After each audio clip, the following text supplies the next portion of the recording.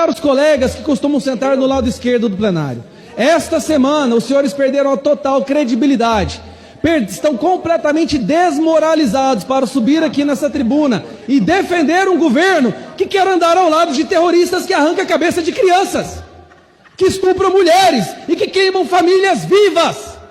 Eu poderia ficar aqui falando sobre o corte de educação de 116 milhões de reais que acabou com a vida dos bolsistas, ou do menor orçamento da história das mulheres desde 2021, ou falar do Lulinha voltando à cena do crime, ou falar do recorde de queimadas da Amazônia. Manaus está pegando fogo, parecia que a culpa não era, afinal, do Bolsonaro. Poderia falar então das filas quilométricas dos nordestinos que agora sofrem nas mãos desse governo porque tiveram seu Bolsa Família cortados. A bandeira principal de propaganda dessa facção criminosa foi o retorno da Bolsa Família, e já são mais de 2 milhões de pessoas retiradas do Bolsa Família.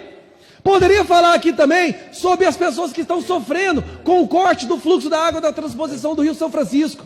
Curioso também mencionar que as maiores manifestações contra esse governo estão acontecendo justamente na região que esse governo ganhou. A única região do Brasil que ele ganhou, que foi o Nordeste.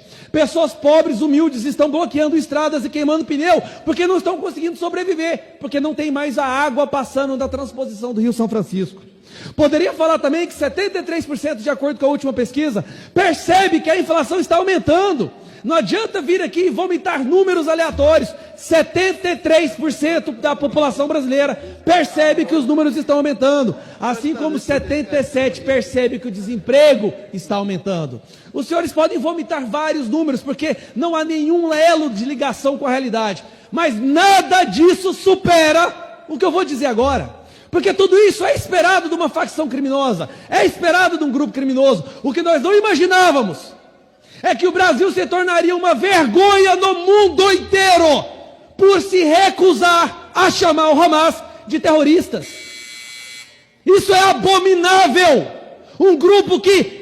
Você sabe o que é arrancar a cabeça de crianças? 40 crianças em uma noite. E os senhores não têm a capacidade de falar que é um grupo terrorista.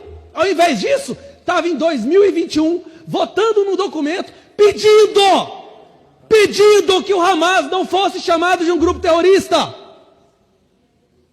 Tem como ir mais baixo que isso, senhores? Eu, sinceramente, me considero uma pessoa de imaginação relativamente fértil, mas eu não consigo imaginar uma forma de um partido político ou de um espectro da política conseguir se rebaixar mais do que isso.